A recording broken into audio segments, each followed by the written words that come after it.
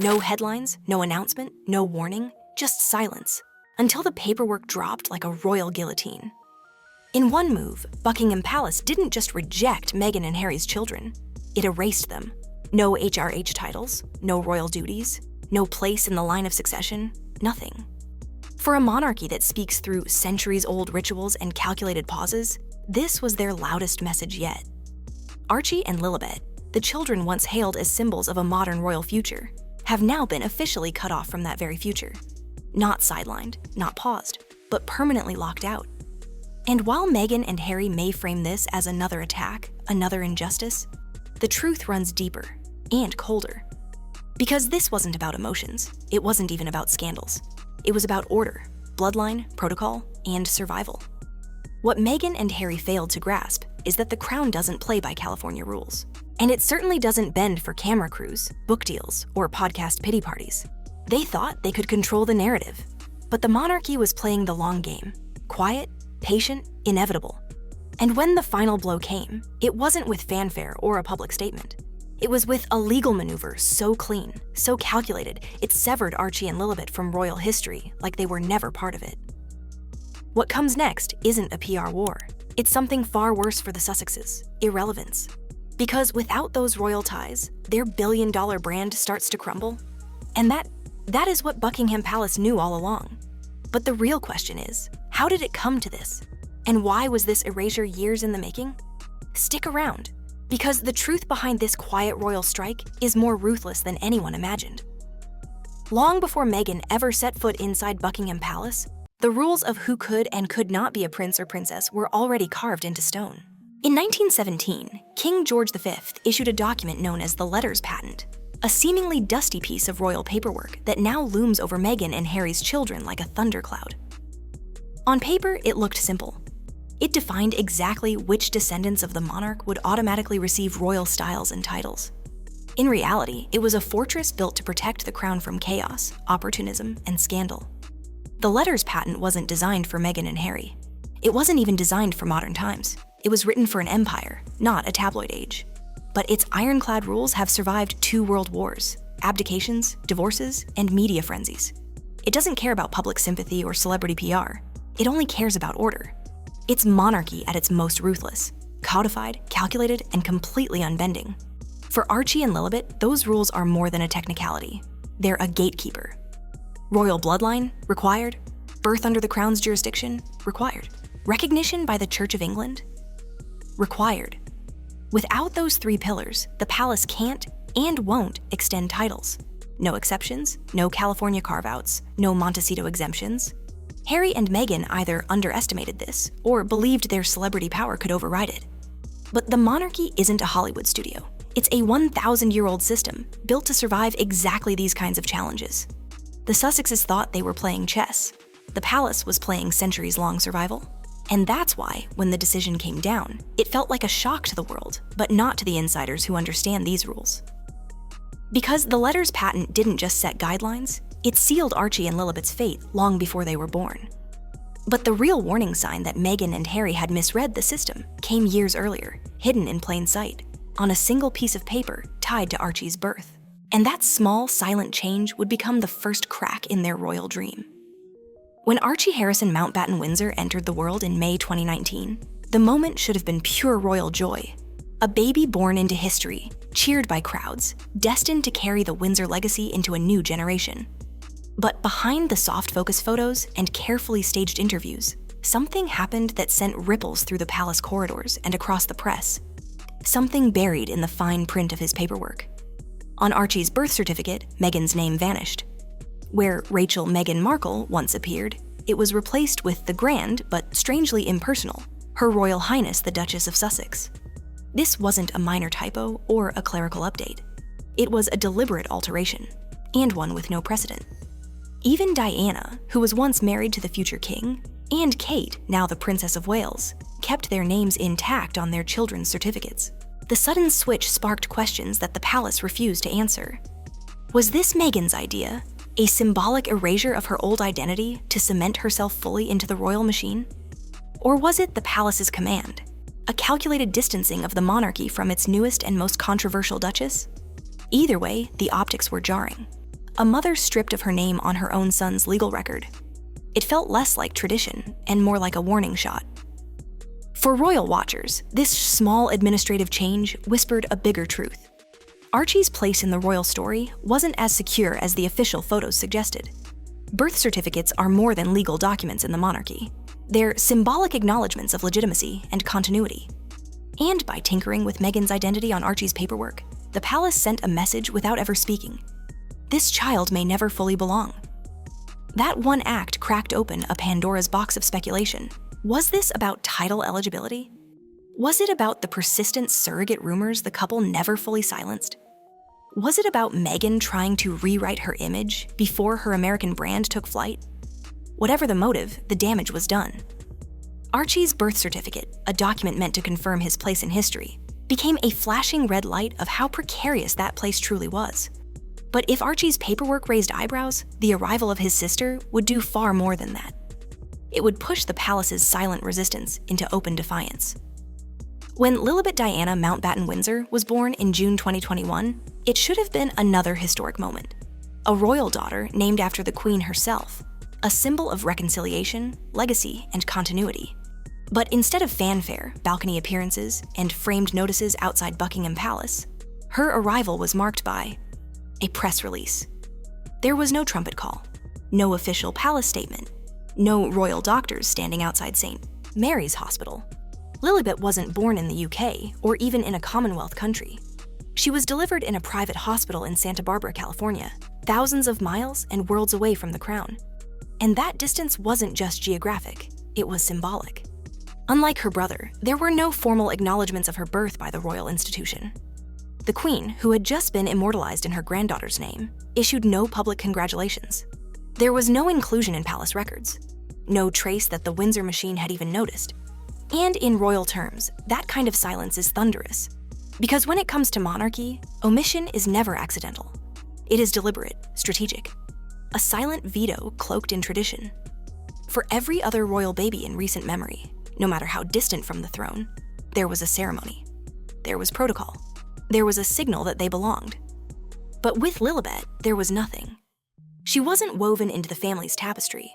She was left hanging, undefined, floating between Montecito and monarchy with no anchor to either.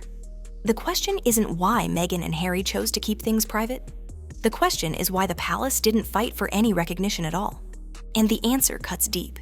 Because acknowledging her would have meant embedding her into the royal institution.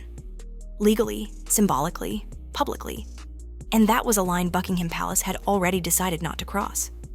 By refusing to recognize her birth, the monarchy drew a sharp boundary.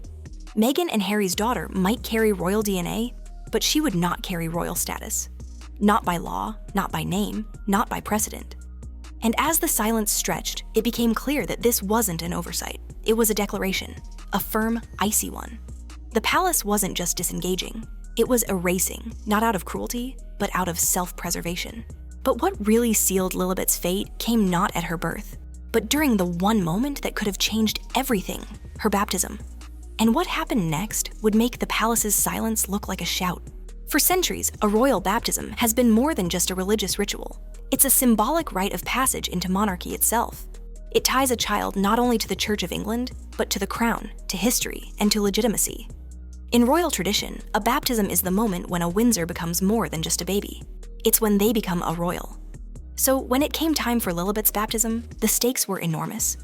After all, if her birth in California had left questions swirling, a proper christening could have anchored her firmly within the royal fold. All it would have taken was one ceremony, conducted under the Church of England, sanctioned by the palace, documented, and entered into the sacred ledgers that stretch back generations. Instead, what the world got was another press release.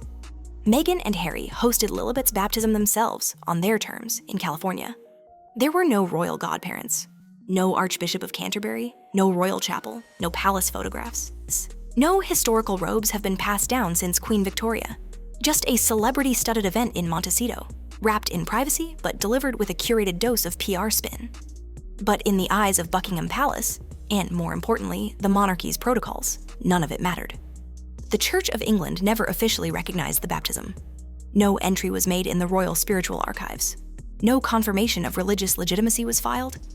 To the monarchy, this wasn't a baptism. It was a private naming ceremony in a Hollywood estate. And that matters. Because for royal lineage to hold weight, it must be rooted not only in blood, but in ceremony. It's not just about belief, it's about binding the next generation to centuries of sacred continuity.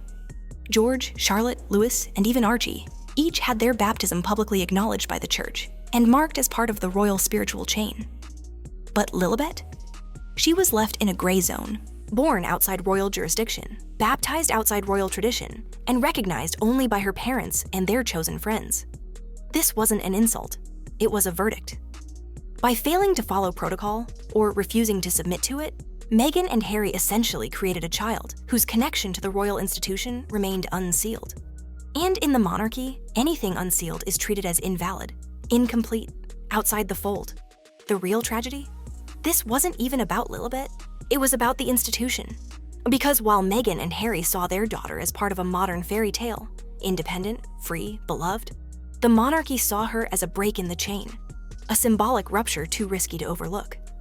And so, what could have been a moment of reunion, of healing, became yet another fracture.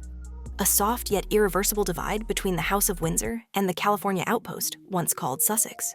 And if Meghan and Harry thought that this could all be smoothed over with branding, interviews, or Instagram-worthy family moments, they were about to learn that without titles. Their entire empire had no anchor, because what came next was the slow, public unraveling of the brand they thought could defy tradition.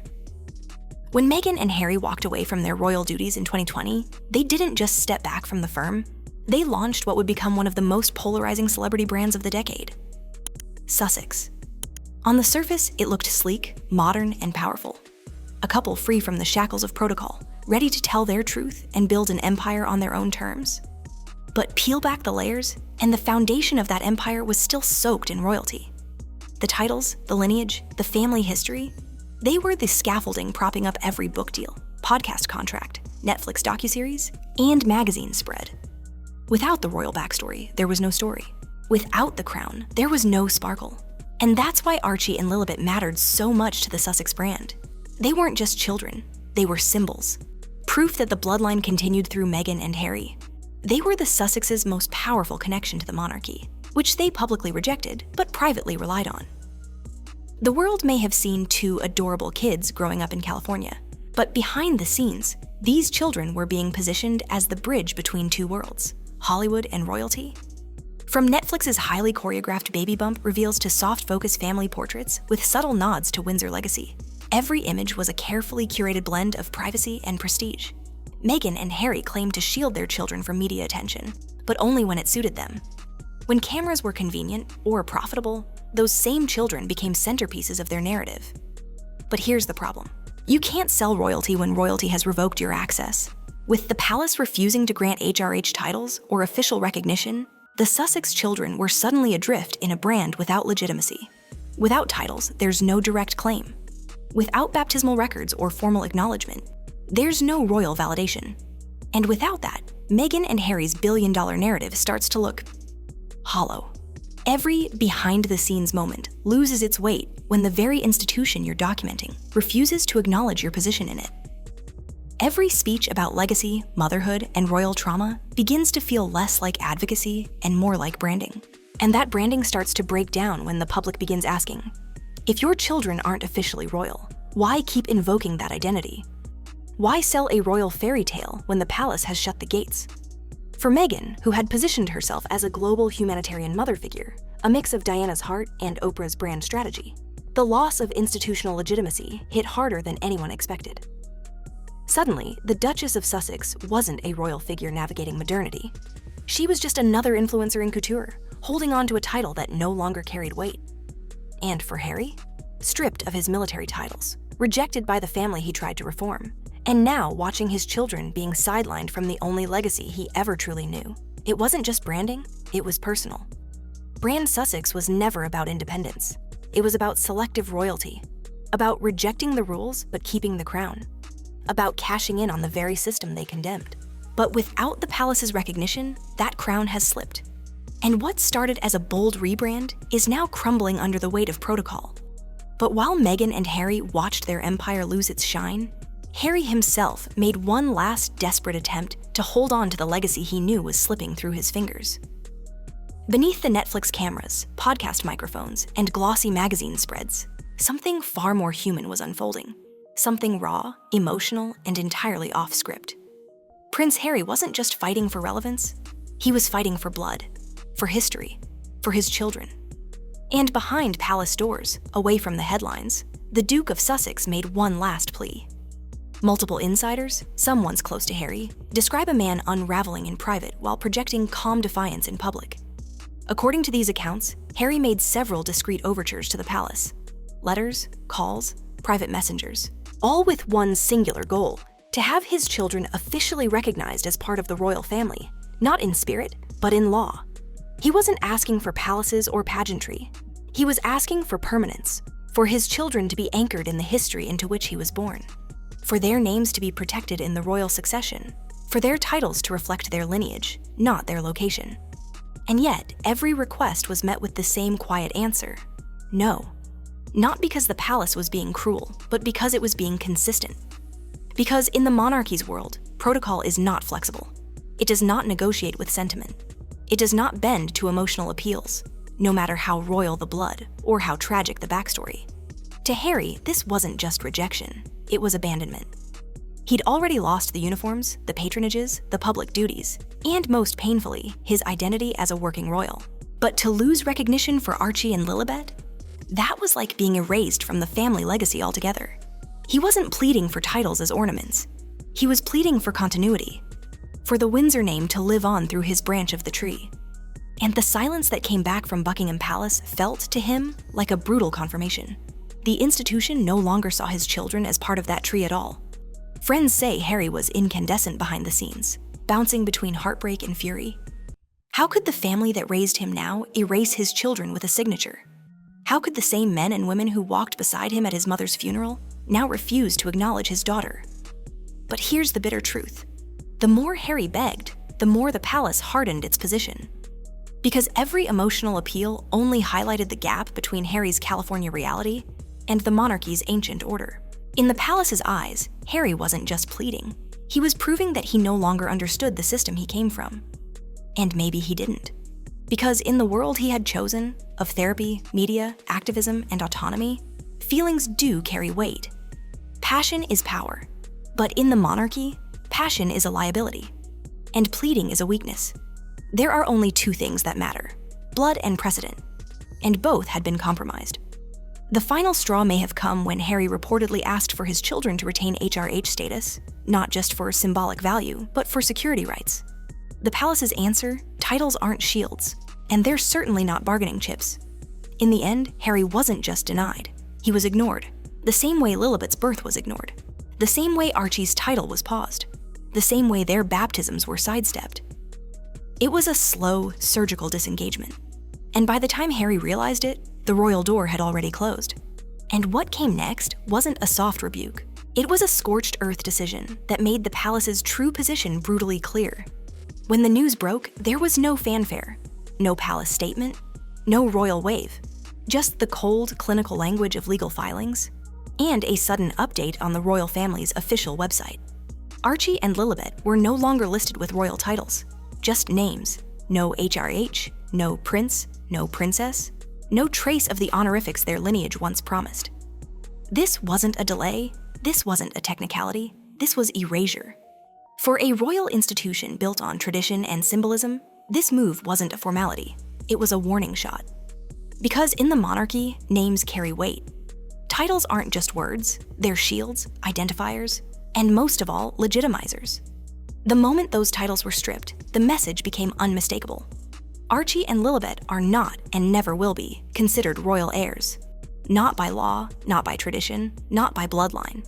It was the final brutal chapter in a silent war that had played out over years. A war not fought with statements, but with omissions. Not fought in interviews, but in registries. One carefully worded legal decision at a time, the monarchy had done what even the harshest press coverage couldn't. It officially untethered Meghan and Harry's children from the House of Windsor. In royal terms, this isn't just exclusion, it's obliteration from history. There would be no roles carved out for them in future coronations. No place in the order of succession. No ceremonial duties to inherit. No crown-funded security detail. No protection from the institution that their father was born into. The path forward that once seemed uncertain was now crystal clear. The palace had slammed the door shut and bolted it. And here's what made it all sting more. This wasn't done in a fit of rage. It wasn't a tabloid leak or a public spectacle. It was done methodically, quietly, through the same machinery that has outlived monarchs, wars, divorces, and scandals. To the outside world, it may look like cruelty. But to the palace, it was just business. The monarchy survives by being ruthless when it has to be. It can't afford exceptions, not even for a prince's children born in California to a duchess-turned-content creator. Because to grant them titles would set a precedent. And that precedent could crack open the gates for anyone with a royal connection and a press team. The monarchy doesn't fear drama, it fears chaos.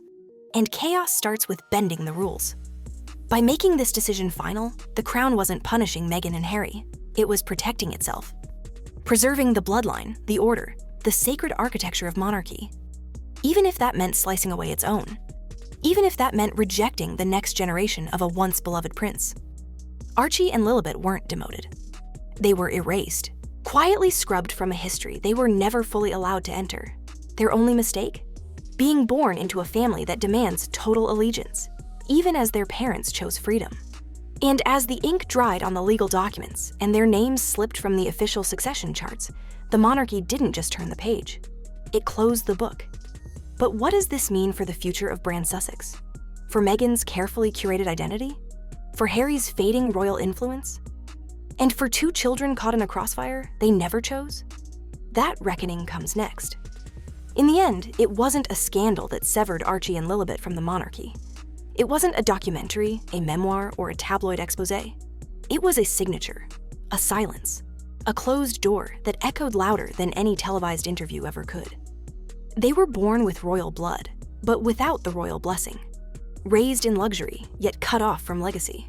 Talked about in headlines, yet missing from the line of succession. The children of a prince were erased from a history they were never fully written into. Not demoted, not denied, deleted. For Meghan, it was a devastating blow to the image she had so carefully crafted. A modern duchess, a global mother figure, a symbol of a new kind of royalty. Without titles for her children, that identity falters. The fairy tale brand she built around motherhood, heritage, and soft power now floats unmoored, no longer grounded in monarchy, but drifting in PR spin and California sunshine. For Harry, it was personal in the deepest, most painful way. A man who once walked behind his mother's coffin with the world watching, now left watching the world erase his children's names from the family he once believed in. This wasn't just rejection. It was institutional exile, formalized, finalized, and irreversible. But for Archie and Lilibet, they didn't choose any of this. They didn't pick the spotlight or the silence. They were born into a war between legacy and liberty, protocol and publicity. And now they'll grow up outside the castle gates. Loved, yes. Privileged, undoubtedly. But forever shadowed by what might have been. The monarchy's message is clear. This isn't a game. You don't get to cherry-pick tradition. You don't get to weaponize the crown for profit and then ask for its protection. You can't slam the door on duty, then knock for favor. The rules aren't suggestions, they're foundations. And once you step outside them, you don't get to rewrite them. So as Meghan and Harry continue building their life across the Atlantic, the legacy they hope to preserve for their children has already been decided without them. No titles, no place in the royal order, no seat at the gilded table. Just two names, Archie and Lilibet, echoing through a royal history that no longer makes room for them. They were born heirs, but in the eyes of the crown, they were never truly royal. And in that haunting silence, the monarchy wrote its final word, excluded. But make no mistake, this isn't the end of the story. Because if you think this erasure was cold, calculated, and irreversible, wait until you see what came before. Meghan's contradictions, Harry's secret meetings, the surrogacy rumors, the rewritten timelines, the vanishing records. Click on the video right here to uncover how this entire royal unraveling was set in motion years before Archie or Lilibet ever took their first breath. This is Star Spotlight, where the crown's secrets are never safe, and every silence hides another scandal.